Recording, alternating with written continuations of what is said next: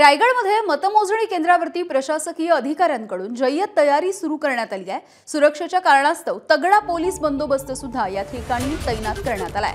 जिल्ह्यामधील एकूण 7 विधानसभा मतदारसंघासाठी मतमोजणी होणार आहे आणि इथला आढावा घेतलाय आमचे प्रतिनिधी गणेश म्हापरळकर यांनी।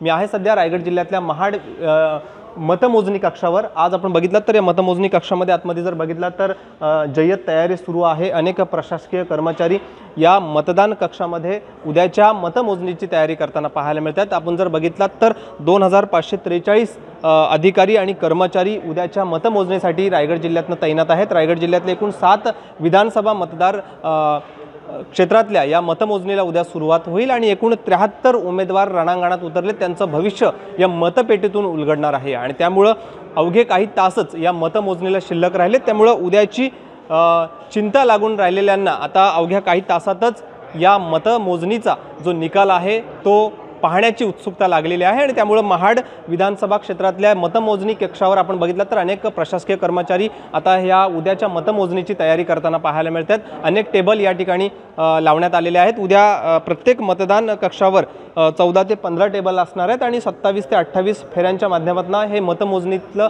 किंवा या मतपेटीतनं या उमेदवारांचं भविष्य आहे ते उलगडणार आहे। गणेश म्हापरळकर, एबीपी माझा, रायगड। एबीपी माझा, उघडा डोळे बघा नीट।